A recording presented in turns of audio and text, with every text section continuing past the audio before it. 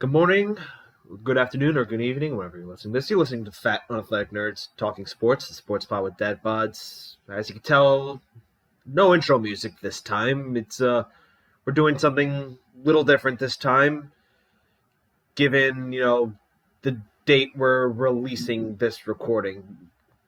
At the time of this recording, it's currently January 24th, 2023, but this is being released on Thursday, January 26th, 2023. And the reason why this is going to be a different episode is that's January 26th, or today, if you're listening to this on the day it's released, is the 3-year anniversary of the day Kobe Bryant was killed in a helicopter crash. And it's one of those days you never forget where you are when it happened. But yeah, this is Jackknife alongside the Zach Daniels. We figured we'd do like a little tribute episode to Kobe. What do you think, Zach? Oh yeah, man. I mean, when you brought this up, I was thinking of more. I had said we should probably think of like some more concrete episode ideas. Well, you brought up honestly, a very I think this topic hit everyone hard because of how shocking it was and how big of an icon he was in American history and globally, he was just revered. He was one of the best athletes anyone had ever known, and he's gone way too soon. I mean, less than 5 years after he retired. So, but we'll get all into that. It's gonna be fun reminiscing about a basketball player, because I think you could agree with me, Jack. Like, we might not be the biggest basketball players, but I think Kobe had an impact on pretty much everyone. Yeah, you could. Kobe's one of those guys you just appreciate how good he was. I'd say he's at least top 10 player of all time. With all that he's accomplished. I think he even enters top 5. Yeah, he's an American icon. Yep. But yeah, you want to do quick little book report on him, Zach? Yeah. I mean, if you want to start off with Kobe, or we can cover everything else real quick, because we'll save all that stuff. I think it's nice to give everyone a little update. Yeah, we'll save that for the end. Well, let's go right into what happened. Or let's talk about Kobe for a second. Yeah, I personally loved Kobe as a player. How do we introduce someone that doesn't need an introduction? That's a real challenge for this episode. I really just went back and looked just to make sure I have a lot of this stuck in my memory anyway, because of stuff like the fact that he was born on August 23rd, 1978. My birthday's the 22nd. So that was kind of cool to think about. He lived in Philly. He went to Lower Merion High, right outside Philly. He's a huge Eagles fan. Didn't go to college. He was one of the people. He was like a prodigy. I think it started with KG in 95. I think players have done it in the past, but 1995, KG, Kevin Garnett, went to the NBA, and it started like a string of high school players for the next 10 years going to the NBA before the NBA kind of put a stop to that. So Kobe was one of those high school freaks of nature that couldn't be avoided. He was drafted by the Charlotte Hornets in 1996. Yeah, people forget about that. I don't know. I didn't look into what happened there, but he ended up with the Lakers. And once he got to the Lakers, he never left. He was there from 1996 to 2016. I mean, just a couple accolades. 5-time NBA champion. I don't know how many times he had been to the playoffs and the finals in general, but 2 NBA Finals MVPs, a full league MVP in 2008, 18-time All-Star in 20 years, 4-time All-Star Game MVP, 2-time Olympic gold medalist. He won a slam dunk champ as a 19-year-old or a 20-year-old or something like that. And the list just goes on. You could find accolades for days with this guy. Some of his most memorable moments in NBA history were just scoring the second highest amount of points in a single game, which 81. is just That's incredible. I was gonna say that's one of the moments I remember a lot was that game where it was kind of getting updated. I think on ESPN as it happened. And I was watching TV as I think it was '06. It happened.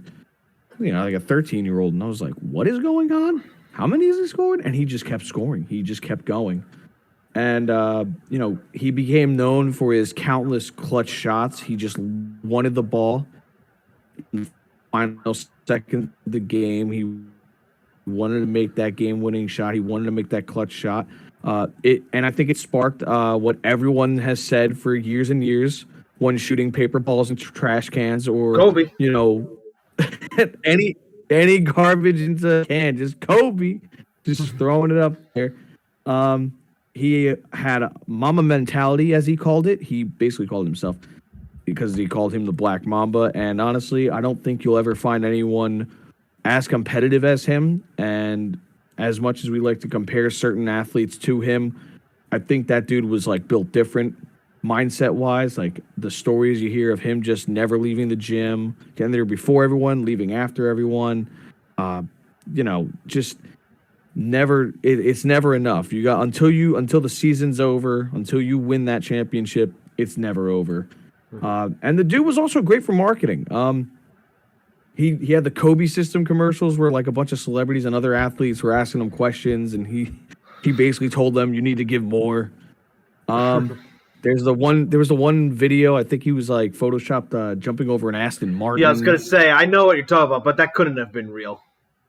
Oh no, it definitely wasn't real. But like, don't tell me you didn't look like Kobe Bryant jumped over a car. Like, yeah, of course everyone looked that up. That's always gonna work. Yeah. He was a superstar. And so we get to the worst part. He retired in 2016, had like the greatest send-off game ever. Yeah, I remember that to this day. Mamba out. Like that was he. Yeah. We never really saw him decline. He went nuclear. He also went nuclear that game. I forget the stats. It was some ridiculous stat line, but the whole team, I think Kobe and the team all agreed. They're like, just give him the ball. Just give him the ball, and he shot so many threes, so many jumpers. Like, he went crazy, and they won that game. Oh, my eye hurts. Sorry. So we bounced to 2020, January 26th. And he's been retired. Yeah, he was retired for about 4 years. He got on a helicopter with a bunch of other people that were going to attend his daughter's basketball game at his, I think it was like his like gym, I think, that he built out in California. But apparently it was very foggy out, not the greatest weather to be flying a helicopter, and the pilot went against his federal training and took off anyway. And apparently there was a bit of a struggle, and the helicopter crashed into a mountain, and all 9 passengers on board, including the pilot and Kobe Bryant's 13-year-old daughter, Gianna, all perished in the accident. And just the world was in shock. I remembered, and we're going to get to that between the two of us, but like the sports world just stopped for a moment. It was just absolute insanity. Everyone mourning, like every sport was mourning Kobe Bryant, because I think his mentality, that mama mentality he built, kind of, it was like the key to success, it just felt like the key to success. So like, where were you when it happened? What was going on with you when that happened? Well, before I get into that, ironically enough, I think LeBron James did pass Kobe Bryant in some historic stat line. And, LeBron was speaking so highly of Kobe. And I don't remember the speech, but he was talking about Kobe as if he just died then and there. But that was obviously like a few days or a week or so leading up to it. And the Lakers were, ironically enough, on a plane when this all happened. And they landed to, find out the news. There was footage of LeBron crying, like, after he found out the news, obviously. But yeah, I'll never forget where I was that day. This is when I was still working at ESPN, and true to what you said, the world just the sports world just stopped. Because here's some context for you. That day, I was working college basketball. I don't even remember if it was men's basketball or women's basketball, and for obvious reason, I don't remember that. Right. You know, the job. You get a list of games. You make sure the feeds are updating accordingly. You got to correct anything that's wrong, or you got see some cool play happen. You throw in the highlight chat. Seems like a typical uneventful shift, but still I take pride in my work. But but when you're sitting at that desk, you do have time to look at your phone every once in a while. Okay, it's all right. It's a little bit of time. All my feeds are good. All right, I don't have to do it. Let the leads know of any updates. All right, let me check my Facebook. And then I see our friend Adam Kirkland posting a TMZ link that said Kobe Bryant dead in helicopter crash. And before I continue, TMZ really screwed the pooch there, because I don't know if you know this, Zach, but I learned this in media ethics and law. You can't report a death of until their family is made aware of it. That, I don't. Yeah. That's how some media companies got in trouble with when Corey Lytle died in 2006. But initially, my first response to that is I just laughed it off. I was like, yeah, okay. And just continued my work. And then I looked again on Facebook. 2 minutes later, people are posting on Facebook tell me the Kobe Bryant news isn't real. And I'm just like, no, this can't be real. And I literally said out loud, this can't be real. I think we all did. Yeah, and my good friend Jake, who I'm still friends with to this day. I haven't seen him since my last ship, but I still talk to him often. He heard me say this can't be real. He immediately knew what I was talking about. And we were in the North Campus of ESPN. He was talking to one of his buddies who was in production, trying to verify whether or not it was real. And he immediately heard me say, no, this can't be real. And then he immediately said to me, I'm talking to my friend in production, trying to find out if it's real or not. And 10, 15 minutes later, that's when my heart sank. He said to me, he just got back to me. It's real. I'm like, I was speechless. And our office in stats and analysis, it's not a cube. They're not cubicles, but they're cubicles. The walls are so short, you could talk to the person at the computer next to you. All that. Right. You have your own. Yeah, you could see what they're watching on their TV. You could see what people are watching on the TV in the row in front of you. You could see what they're watching, rows and rows, to the right of you, etc. As the minutes went by, these TVs on a normal day would have various sporting events on. It could be something. It could be one of the games on their assignment, or it could just be a game that they happen to take interest in because because you're a sports fan, you work at ESPN, you find ways to watch your favorite team. But one by one, as the minutes went by, everyone's TV was on SportsCenter. Everyone was talking it wasn't it was oh my god, but everyone's just talking to each other, kind of silent. And our lead at the time, she was one of my bosses, Jen. She really handled this the way you're supposed to, and I really commend her for that. She basically said, "We understand this is a huge story, a huge event. Obviously, we're going to allow you to follow this. Just at the same time, try to keep track of your assignments," which we did. We did, because games weren't stopping.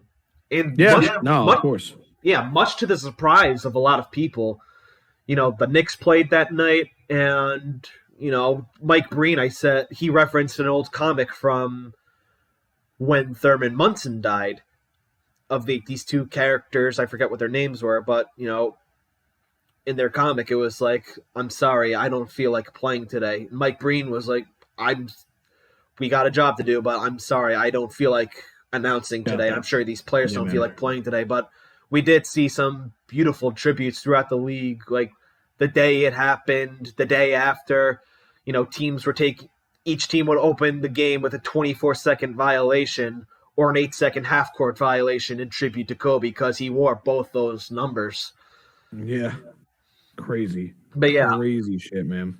it really was. Like I was in basically a newsroom as a major story broke out, and just watching Yeah, guys I look up to, say what you will about him, Stephen A. Smith, like it just broke my heart to see him, like that. he's close to a lot of athletes, and also he was a Philly journalist for a long time. That's how he got his start. That's how he got his break. Was doing columns for Philly, and so Yeah, he probably knew Kobe he when he was probably a knew Kobe teenager. very personally when he was a kid, because he was a phenom in high school. Yeah, I mean, January 26, 2020 was a Sunday, so for me, I was just chilling at home that day, and I think I was sitting in I'm no joke. I remember exactly where I was though, because I was sitting in my living room and just like watching. I think I might have been watching college basketball. I might have been watching. Was there a football game coming on or something? I remembered it was a decent day out here in No, New Jersey. yeah, and I was in Connecticut at the time. Now that you say it, Yeah. I do remember the Pro Bowl was on that day. Like the news broke basically during the Pro Bowl. Yeah, you know what, that makes sense. And it's just like I looked at that TMZ thing and was like, get the fuck out of here. There's no way. TMZ, like really? Now, I TMZ is a pretty unethical organization in my book. Yeah. But they have broken some news relatively quickly that was confirmed, even if it's not in the most correct way possible. But yeah, news stations jumped on it. I had to turn to a bunch of not just ESPN and Sports Center, like the news started covering it like all over. It was like, oh shit, and they showed a helicopter crash in Calabasas. I was like, oh man, I'm sorry, no one surviving a helicopter crash is like a 0.001% chance. Like those things are basically just they're swirling coffins in the sky. That's really kind of all they are. Because if they go down, those things just explode, and you're going directly into the ground. It was crazy. It was crazy. And then there's a bunch of other BS on the other end that we won't talk about with like people taking like investigators taking pictures and shit. And as we said, TMZ not really supposed to do that. It wasn't even technically speaking confirmed that it was him until 2 days later after investigation. So a lot of sketchy stuff there on the back end, but in general, just an awful tragedy. And I mean, dude, like it's 3 years. It's 3 years later. It still doesn't feel real. Like no, it doesn't feel real. I mean, 41 years old, a pretty fresh 41 too, because January he was born in August. Oops. Yeah. I don't know if you heard that burp there. It happens, but yeah, I mean, Kobe was part. I grew up an avid sports fan. I still am to this day. Even trying to keep up with the best I can with work and all that stuff. All this stuff. I got other responsibilities now, but watching him was a part of my childhood. I would see him play against the Knicks and be like, gee, the Knicks suck, but still in my mind, like, how are we gonna defend Kobe, et cetera, et cetera. We weren't successful, but that just, but it was Kobe. There really wasn't much you can do.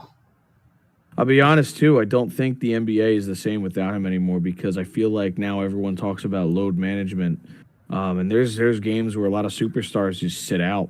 And Kobe did not do that. You were not seeing Kobe. Kobe had to be physically maimed to not play. Like it just didn't happen. I think later in his career, he kind of slowed down a little bit because his body was just falling apart. He had done nothing but play basketball for literally, oh my God, like 80% of his life. You know, like and most of it was professionally. You know, he did 4 years of whatever he did in the elementary and middle school years, whatever he did, 4 years in high school, and then went directly into the NBA and And was don't a and, superstar. and don't forget, that guy knew like 5 languages. He grew up in Italy for a good portion of Yeah, his life because of his he dad. did. My dad, his neighbors are from Italy, and I don't know if it was them or a friend of theirs, but they knew Kobe, young Kobe, growing up as a child. Yeah, one of my favorite videos is actually when the Eagles won the Super Bowl, and he's holding, I think, their at the time their newest daughter, and he's like trying not to wake her up. He's like, "Oh my god, oh my fucking god, we won the Super Bowl!" It's so funny because that's exactly how every Eagles fan felt at that moment. It was awesome. So, but sorely missed. Yeah, the tribute, the tribute to him. It was like a month or so later at the Staples Center. It was heartbreaking to see Vanessa Bryant. Vanessa Bryant. Take care of Gigi in heaven. I got everything down here. We're still the best team. Like I didn't watch it live, but we had a gym at ESPN. Like I watched the rerun of it while working out, and that's just freaking heartbreaking. And dude, seeing I like I know basketball players are the average, like their average height is tall. I mean, Kobe was 6'6", but it's insane to see guys like Shaquille O'Neal, who's over 7 feet tall, just balling. It's just like earth shattering to see these guys that you looked at, and any athlete, they're supposed to be these tough, rugged people, guy or girl, yeah, out there giving their all to their sport. And here they are being vulnerable, because of an absolute tragedy. This is not like I think you don't see this if the guy makes it to 83 years old or even the 70s. Like people will cry, but when you die in a helicopter accident at 41 years old with your 13-year-old daughter and 9 other people that a couple other children that I think she played with, at least I know one of them. And what a disaster, man. What a catastrophe that was. It was so sad. Yeah, and the night of the tribute, speaking of girls, Kobe did his best, try to promote girls basketball too. And because he was a girl dad, and he proudly said that. So it's someone who he was close to, if I'm not mistaken, was Sabrina Ionescu. At the time, she was playing for Oregon. She went to the tribute at the Staples Center and went back to play college ball. She flew back up north to play that night. And that night, I think she became the first player in NCAA history, not women's NCAA history, to have 4 digits in both in points, rebounds, and assists, if I remember correctly. Like I remember because I worked that game, and the moment it happened, I had to put in the note on the play-by-play. He's touched a lot of people. He's touched so many people in the sport. Yeah, and I think beyond the sport too. Exactly. I think before we get to the other, we do our quick little update on everything else. I mean, as someone who's watching right now, I have to bring it up, the Eagles and Jalen Hurts. Jalen is an extremely quiet guy. Kobe was loud and in your face. He could get animated, but he backed it up. He backed it up, but also it was calculated, and he was, he never gave his hand too much. Like he was focused on the mission at hand, and that's how I look at Jalen, because he goes out there. He's been, this whole year has been a prove it year for him. Well, he proved it, and when you hear him in press conferences or in the locker room, he's a leader. He's loud. He gives everyone props, but he says the work is never done. And on the podium, he doesn't really give much. He wants to strictly talk about football, not any other bullshit that a lot of sports media has gotten sucked into lately. You know, it's just crazy how determined that dude was to win. Yeah. And like I He said, always wanted the ball. He the always wanted the reason we ball. all say Kobe is because you knew if the game was within 1-2 tied 3 points, that dude was getting the ball and he was throwing a shot up. You knew it. You just knew it was coming. Only one of Kobe's teammates was able to successfully look him off and be like, "No, I got this," and that's Jeremy Lin. If you remember what I'm talking about. Oh my God. Yeah. Was that Linsanity times? No, that was when he was on the Knicks. When he was on the Lakers, he was becoming a bit more of a role player. He became like a role player and just like bounced around the league a lot. Yeah, and then he looked off Kobe. He drained a three, and Kobe was like, "All right, I still want the ball, but all right." Yeah, they were able to laugh about it because he got the three. So yeah, you're not going to convince Kobe that he doesn't want he shouldn't get the ball. He wanted the ball, and I remember that last game he played, man. I mean, you watch, it's like I don't know how the other team just let him get the ball, to be completely honest. They're just like, Kobe's like, "I'm going out with a bang. I'm doing this. You're not stopping me." Like, it was happening. Yeah. 3 years, yeah, but yeah, let's wrap it up. Rest in peace, Kobe. 3 years later, world's not the same without you, Kobe. But yeah, that's a majority of our episode tonight. We've got some quick football, basketball, hockey points for you. I mean, let's start with football. I know you're a very happy man, Zach, and watched the dismay of my fiance and her family. Oh, absolutely. I mean, we got the conference championship set. The NFC is going to be Eagles versus the Niners. The Brock Purdy Cinderella story is going to continue on for at least one more week. But I'm going to be completely honest, Jack.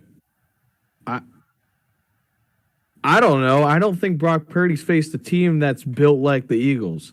I just don't. And as you saw against the Cowboys, who the Eagles have beaten before with Jalen Hurts, not Gardner Minshew, they're mortal. He's mortal. That team is mortal. And the Eagles their pass rush is absolutely filthy. And I just, I'm sorry. I'm going to stand here on this soapbox. Because Giants fans, I really tried the first couple days to relax. Just you know what? The Giants are doing. They're doing pretty good. They're doing all right. They're feeling themselves. I say the Giants still get an A+ for their season. Say what? I still say the Giants get an A+ for their season. They did what they wanted to and more. Their season? Yes, for their season. Yeah, that's fair. They weren't expected to even make the playoffs. So, I mean, it's one thing to get a winning season. I think they were okay. I'd give them a B to B+. But I think, honestly, they were just they had too many injuries. They don't have talent. I'm sorry, they don't have talent. And I think Barkley, as good as he is, I think he broke a 30-something yard run against them in the in that last game against the Eagles. Dude, I've seen Barkley enough. Back in the day, that would have been a 70-yard touchdown, not a 35-yard rush that gets chased down by Marcus Epps. It's just so I don't know. I let the Giants fans talk all their game all week long. They were feeling themselves. The national media did what they always do to the Philadelphia teams. They talk about the other team. They hype them up. Oh wow, yeah, the Eagles are pretty. The Eagles are a great team. They're built, but I don't know. The Giants they're coming in. It's hard to beat a team 3 times in a season. Which by the way, that's a bullshit statement. No, I kind of just I was like, yeah, I'll let them have their fun. But then it just got to the point they were saying Daniel Jones is better than Jalen Hurts. Said Saquon Barkley's going to walk all over him. They compared the Eagles defense to the Vikings defense. Are you kidding me? The 31st defense in the league to the 3rd or 4th or whatever the Eagles are. They almost broke the NFL record for sacks in a season. Get the fuck. And then I also, it was my wife's birthday. Happy birthday to Catherine. We took her to Medieval Times, and I had scheduled a 8:00 show in Lyndhurst, New Jersey, right outside MetLife Stadium, by the way. Oh, it was honestly fucking fantastic. If you're from New Jersey, you're listening to this, or if you're if you're near a location at all, because there's a bunch of locations all over the country, go to Medieval Times. They're fucking awesome. So, I just remember just looking at my phone every 5 to 10 minutes and laughing. And I had a friend who was a Giants fan next to me, and I was just laughing the whole time. It got to 7, then it was 14, then it was 21, and then I'm like, there's 3 minutes left. There's no way they get it to 28. 28-0 with like 40 seconds in the first half. I was like, I didn't need to watch it. I had it recorded and I watched it like kind of like worried about anything. I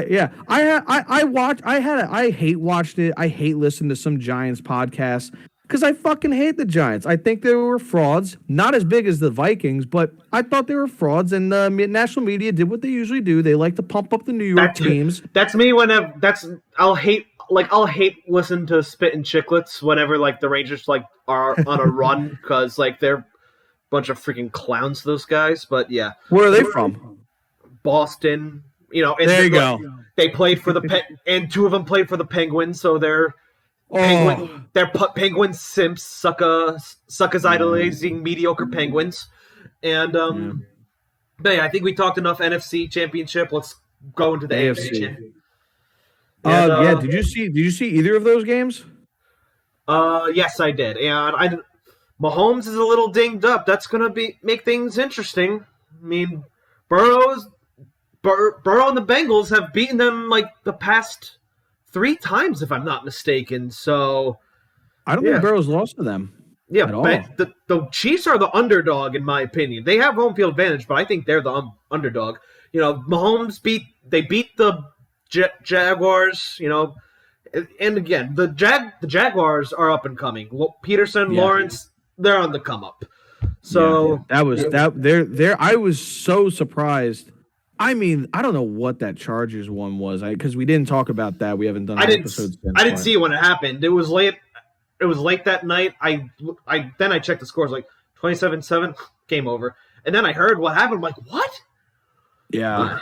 But yeah. I watched the end of that, and I was just like, there's no way. And there's no fucking way. And it's awesome. All right.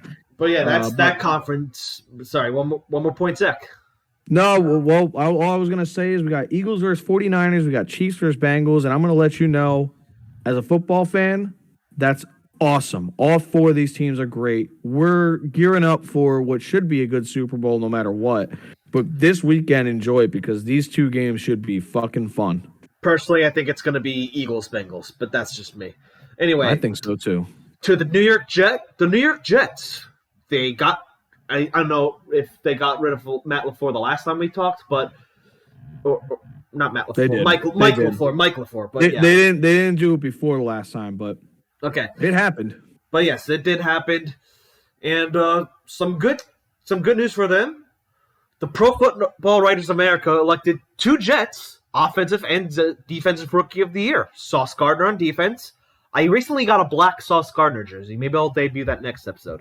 And Garrett Wilson on offense. And keep in mind, running back Breece Hall very well might have gotten that award if he didn't tear his ACL. But yeah, that's just about it for football notes. Yeah. I mean, that's fucking awesome for the Jets, though. I mean, you want to talk about future? Just get that quarterback, or I don't know. I mean, Zach Wilson's so young. The point is, you guys have, like the Giants, have a great foundation to build upon. So yes, see where that goes. Right. All right. You want to talk some basketball, Zach? Yeah, I mean, right now we're in the thick of it. You know, the Celtics and Nuggets lead their respective conferences. The Nuggets and Grizzlies are kind of neck and neck. The Sixers are actually second because they've been on a 5-game win streak. They're kicking ass right now, but the Celtics are just outpacing everyone at this point, including they're the best team in the league right now. Nikola Jokic again is the MVP frontrunner for the 3rd year in a row. I'm going to be honest, he's a great player. I won't say Embiid this year. Embiid I thought deserved it last year. I couldn't fucking believe that he didn't get it last year, but I don't know. This is getting kind of ridiculous because now Jokic has a lot of players that were hurt last year. Like that could have been your excuse. And also, like, I don't know. Are we just going to give it to this dude every year because of analytics? Like, I don't understand how the voting for this goes. And as for the Knicks, when we're talking New York here, the Knicks are doing all right. They're kind of treading right now. They're in the 7th seed. Technically, they're 7th in the conference. So, they're holding their own, but they're kind of in the thick of it with everyone else. It's, once you get past the fourth in the standings, that's kind of where it's win loss. It gets real tight. So it's good to see their Knicks. It's good to see the Knicks are competitive again. It took like a decade. Yeah, I am actually beginning to follow them again now. So, but you said how's hockey going? Yeah, well, let's set it up for hockey now. Yeah, well, I got the perfect setup for you. You mean the Celtics are outpacing everyone. Speaking of teams that played at TD Garden, the Bruins are a freaking machine right now. Holy shit, yeah. They're 46 games into the season. Their record is 37-5-4. Unbelievable. Yeah, they're a freaking wagon. The Stars are also doing well in the Western Conference. And listen, the Rangers are doing well. I mean, they're still in third. They're keeping pace. And today, at the time of this recording, they called up Will Cooley. He's going to play the Toronto Maple Leafs tomorrow, or yesterday, by the time you're listening to this. And I'm genuinely excited for this call because he is an asshole. He's a tough player. He puts up points. They sent down Sammy Blais. I was like, this is a move that makes sense. And next year, Brendan Othman's going to be part of it. So, like I said, I don't expect Cup from the Rangers this year, but but we still got some young prospects. I can't wait to see him. But yeah, the Rangers still have a good foundation. They're still well into their window. A team that's not very good right now is the Vancouver Canucks, but they just fired Bruce Boudreau, much to the dismay of the players. He loved coaching there, but the freaking organization is a shit show right now. Elliot Freeman, who's an insider, basically leaked out that, Bruce Boudreau is going to get fired as Canucks head coach. And the Canucks actually reached out to Friedman and told him it was his fault for spilling the beans early. And that doesn't make sense. You were the one who was going to fire him. And Canucks fans, Canucks fans loved him. They gave him a chant, at the end of the game. They were chanting, "Bruce, there it is. Bruce, there it is." And, apparently the Canucks players didn't want him to go. But, yeah, Rick Talkhead is the new coach for the Canucks. And Bo Horvat and JT Miller rumors are swirling right now. Trade rumors are swirling right now. And a final piece on hockey is 2 expansion teams are leading the Pacific right now. The Vegas Golden Knights and the Seattle Kraken. Go Kraken. Yeah, and let's see right here. They're neck and neck. They're only a point separating them. Well, at the time of this recording, Vegas has 2 games in hand. But still, Seattle's turned it around. I think they knew last year wasn't, it was just going to be a build it up kind of year. And see where it goes. But, yep, that's it for hockey right now. Yeah, I think we covered everything we needed to. And again, rest in peace, Kobe Bryant. I mean, dude, that. I thought you had a great idea for this episode. I think we should do more, concrete topics. Yeah, well, I want to do more research on these guys because something it's kind of I forget every time I look at Kobe Bryant's birthday and notice it's a day after mine. It's kind of funny. And dude, that day, January 26th, was probably the day I feel like I probably was 2020 is gonna suck. And then we had a global pandemic and the world went to shit. Yeah. So but yeah, if you made it this far, thank you very much for listening. Be sure to subscribe to us or follow us wherever you get your podcasts. Be sure to follow us on all our social medias at FUNTS Podcast on Instagram and Twitter, and at Fat Unathletic Nerds Talking Sports on Facebook. This is Jack Knife alongside D. Zach Daniels. Have a wonderful night, everyone. Have a good night. Kobe.